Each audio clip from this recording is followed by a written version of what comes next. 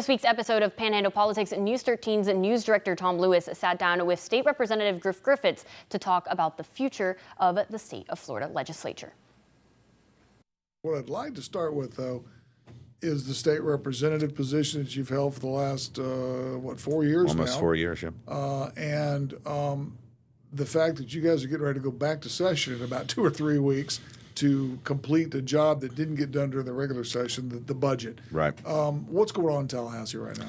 Yeah, it's a twofold conversation with, I think, our job up there. There's a sense of me that we have one job. Technically, our one job is to pass the budget. Mm-hmm. We have a Republican governor.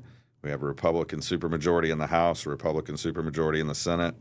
And those three bodies cannot seem to figure out how to get a budget passed. We continue to fight over shrinking our budget, which I appreciate the conservative nature of that. However, we have one job, and we couldn't get it done last session or this session. We've had to extend it. So all policy dies at the end of that, and then we come back and vote on the session, on a special session for the budget. Usually it's a couple of 3 days. Right now, I hope that the budget chairs and the president of the Senate and the Speaker of the House are sitting around with their appropriations chairs and negotiating, getting to a very good and balanced budget for the state. I expect it to be probably less than what it was last year. I think that's the goal on the House side. The budget projections show a little bit of a drop-off over the next few years, so I think our Speaker is trying to make sure that he doesn't dig a hole for the guy right behind him. Mm-hmm. And so we got a lot to do still, but yes, April 20th, we're supposed to go back for a special on redistricting. Word is that we might include the budget in that special session. They're usually 2 or 3 days for a special, so I'm hopeful that we'll get some news and some plans about what we're supposed to expect over the next couple of weeks here. I don't think the general public, the voters, think of the budget situation as really controversial, but the redistricting thing might be a different matter. Very much. That's controversial. Do you think that's actually going to happen?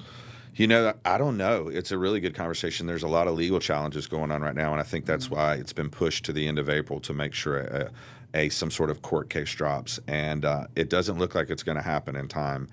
The last time we did this 5 years ago, it took years of legal challenges before the final maps were even adopted.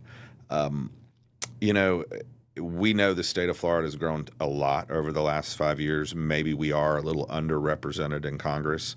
But the truth is I think anything we draw or the governor draws will be in legal challenges probably until the 2030 census. And at that time, we'll have to redraw them again anyhow. Mm-hmm. So this could be a very long and laborious and litigious type of legislation we get into. We'll see what happens. I haven't seen any maps. And so I don't believe it affects our part of the world near as much as what they want to do in Southeast Florida. Mm-hmm. You can watch that full interview on the next episode of Panhandle Politics. It airs tomorrow at 5:30 a.m. on WMBB and 11:35 a.m. on CW. But if you're watching on the WMBB Plus app, the show will air right after this one.